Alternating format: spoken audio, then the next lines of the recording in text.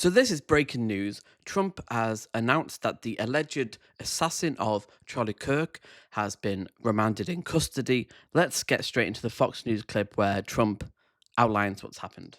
Yesterday, you were at the 9/11 memorial. We were all watching that. And J.D. Vance was supposed to be with you. He went out to be with Charlie Kirk's family and to get the body back to his hometown in Arizona. And you said you were going to award him the Presidential Medal of Freedom, which is very nice of you. Any updates on this suspect? Yeah. Can I always say, I think, just to protect us all, and so Fox doesn't get sued, and we all don't get sued, and everything else. But I think with a high degree of certainty, we have him in custody, right? In custody. Everyone did a great job. We worked with the local police, the governor, everybody did a great job. You know, getting somebody that you start off with absolutely nothing. And we started off with a clip that made him look like an ant that was almost useless. We just saw there was somebody up there. And so much work has been done over the last 2.5 days. You know, it's amazing, actually, when you start off with that and then all of a sudden you get lucky or talent or whatever it is. But, yeah, I think we're in great shape. Mr. President, he's in custody.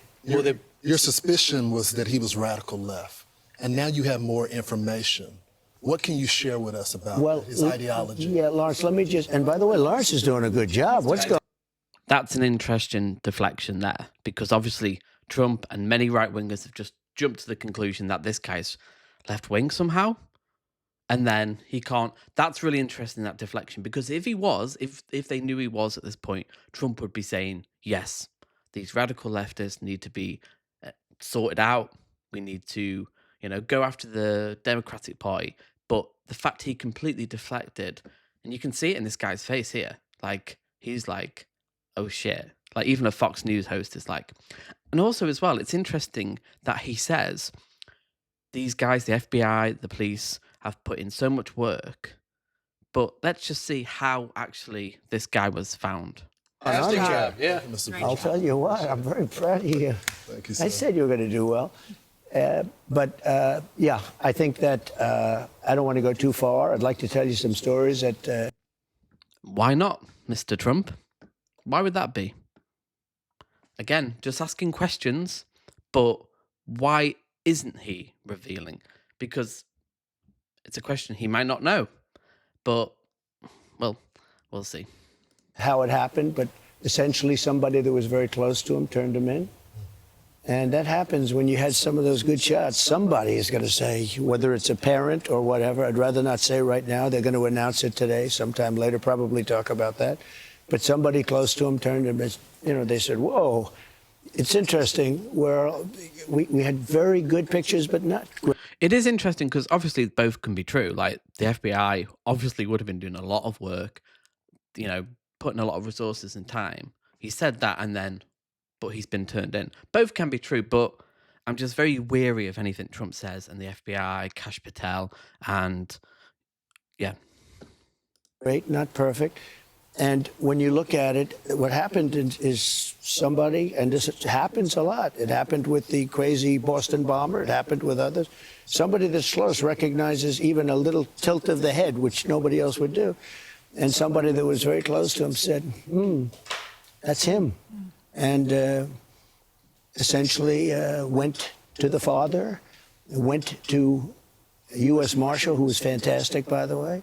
And the person was involved with law enforcement, but was a person of faith, a minister. And brought him to a U.S. Marshal, who was fantastic. And the father convinced the son, this is it. And again, I'm always subject to be corrected, but I'm just giving you, based on what I'm hearing, they'll give you a much more active. I just heard about it 5 minutes before I walked in. As I'm walking in, they said, looking real good. They have the person that they wanted. So you have breaking news, don't you, huh? Thank you. You always have breaking news, Ainsley. Right. Sean's going to be very disappointed that we're not doing it on his show. He'll be very thankful and appreciative of the police officers that got this guy. They did a great job, everybody. And everybody worked together. Pam Bondi is incredible, by the way. People don't know what a star she is. She's incredible. And It all worked out. Could I ask you just some clarification? So a pastor was able to turn him in, or they got the family of the shooter to turn them in? Well, it was a minister, and the minister went to a minister who was involved with law enforcement, by the way. And his good friend is a top U.S. Marshal. And they took it from there. And then it was a father got involved, namely his father, and said, we got to go in. And they, so I understand it. And again, subject to change. But, you know, the facts are the facts. We have the person that we think is the person we're looking for. But they drove into the police headquarters, and he's there now. Did the father know about what the son had done? I don't know. I'm going to let you get all those questions later, because I can't tell you how accurate. The bottom line is they have somebody that they think did it. I'm Steve Doocy. So obviously great. I knew they'd catch him pretty quick. They're going to put as many resources, but it seems like that he's been turned in by a family member. But the problem is, what was the motive?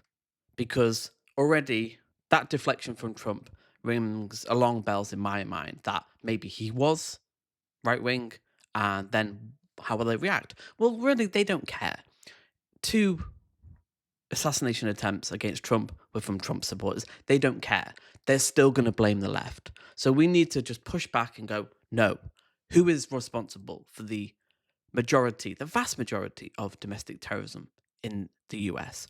It's right-wingers. We need to have this conversation. You can't always just blame the left, immigrants, trans people, for everything. You have to take responsibility. So there you go. They've got him. What happens next? Comment below, and I'll see you in the next video.